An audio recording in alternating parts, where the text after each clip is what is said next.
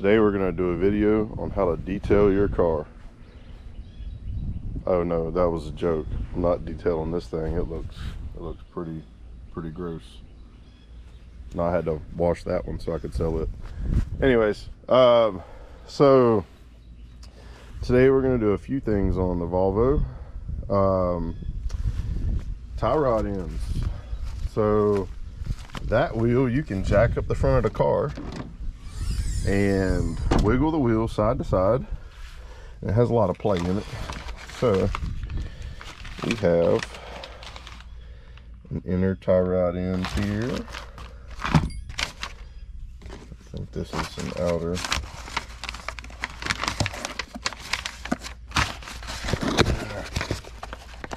Yep, outer. What else we got? A little order from IPD. Master cylinder. Why? Because the brakes are still spongy. Even after using the power bleeder. It's not in here. I use the power bleeder, new .4 fluid, new brake booster, new front soft lines, all four, two new front calipers. We got 488 calipers in the rear, if you remember. So today we're going to do a master, and I went ahead and ordered the soft lines for the rear, the OEMs. So now we'll have 6 new soft lines. All the rest is hard. New master, new brake, new reman calipers. I don't know what else to change. So apparently these brakes are supposed to be pretty tight, but now the brakes go to the floor and you have to pump them. I had that issue with an Integra one time, and it was the master cylinder. I need to make sure I got .4 fluid before tackling that. Let's see. Oh yeah, also I picked up this. It's a Suburban Z71. This is gonna be my wife's project, so we'll be doing some stuff to it for an older vehicle. It's pretty clean. The interior's nice. It's got about 125,000 miles on it. There's some little, I wouldn't even call them dings, there's some little deflections, little deflections. They're barely noticeable, they're hard to see, but we got some repairs to do up front. So they used to have a brush guard on this truck, and I think they hit something and it smashed it back, because there's a crease here and here. We're going to look for an HD hood off of like an 01 to 02 model truck. Get it painted to match. That bumper, do away with it and put a ranch hand bumper and brush guard on it. Right now it's got the factory 17s with like the tire measures like 32.6, something like that. We're probably going to do some 18s on 33s. We'll kind of see how that goes. We don't really want to go bigger than a 33, but the wheel will be an 18, maybe a 20, but more likely an 18. We'll do a little 3-inch lift on it. And what else? Probably keep it kind of short, sweet, and simple. Not short, but sweet and simple. Little 3-inch lift, wheels and tires, brush guard, HD hood. I might do some stuff with the stereo system inside. It's just a little family vehicle, something to take trips in and whatnot. Anyways, let's get started.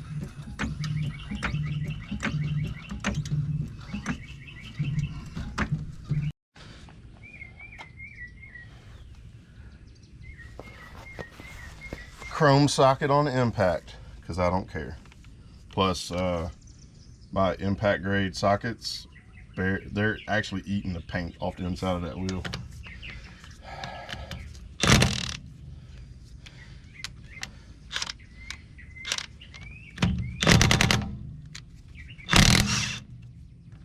I need to get like some lug keys, some of those slim down.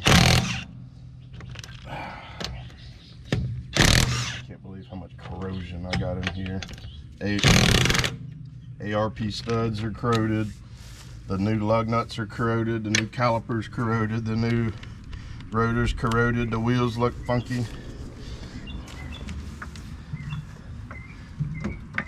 Anyways, that caliper came from Rock Auto, and that sucker rusted up in like a week. The other side is still zinc coated or whatever. It come from O'Reilly's. And it still looks fine. So FYI, it's worth it. Spend an extra 10 bucks for a nice coating. All right.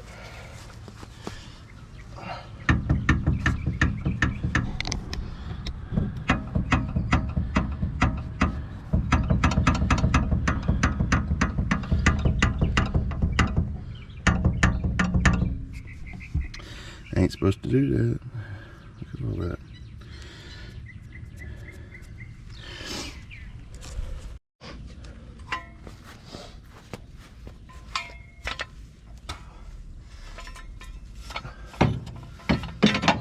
Have another problem we're gonna have to address. These boots, they're leaking fluid. No, is it here? Yeah, look at that. Inside of both boots are dripping. Okay, and it may have to be one of those situations where I have to rebuild the power steering rack.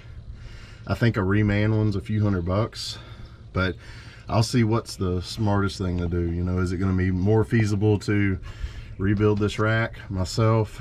I saw one kit on FCP Euro or whatever. It was like $200, but I've seen them rebuilt for $250 or so. I need to, that cloth's over there hanging. Anyways, let me start busting that out and we'll see what things look like here.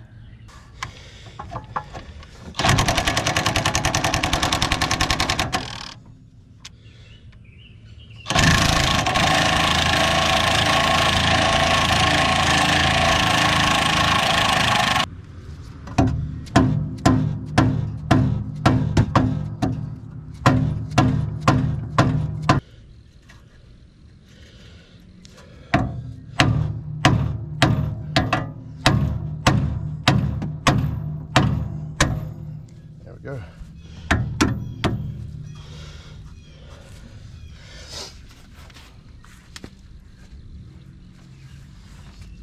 Thought I was gonna have to break out the pickle fork. Well,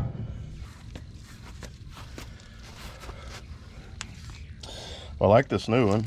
It's got a place for a grease zert, and it has a fitting for an Allen wrench so that you can hold the stud and tighten it up without spinning it, and you can grease it. So what we'll have to do is once we get the inner out, we're gonna have to take a measurement and get this as close to the same measurement on the new inner tie rod as that one. That way I have base alignment before it actually gets a real alignment.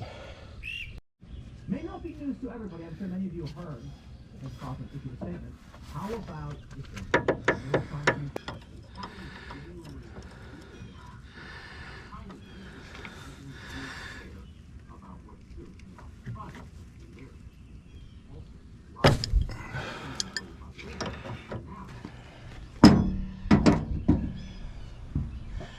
all right, let's see. All right, so that was pretty easy to get out. I thought I was gonna have to use another tool to hold the shaft, but I just put a little bit of pressure on a crescent wrench and it popped out. Okay, so this here is the assembly for the tie rod. Okay, this is your outer. The threaded portion from here back is the inner. Okay, this threads into the steering rack. Okay,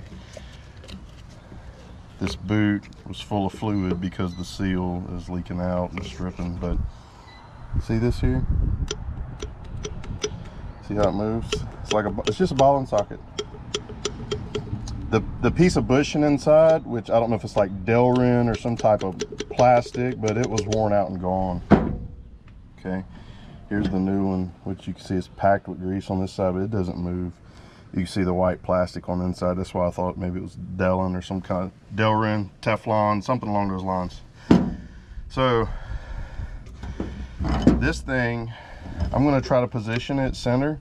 It's moving, I don't know, 1/16 of an inch in and out. So if I get it kind of in between and line the other one up the same length, it should be about right from what I need.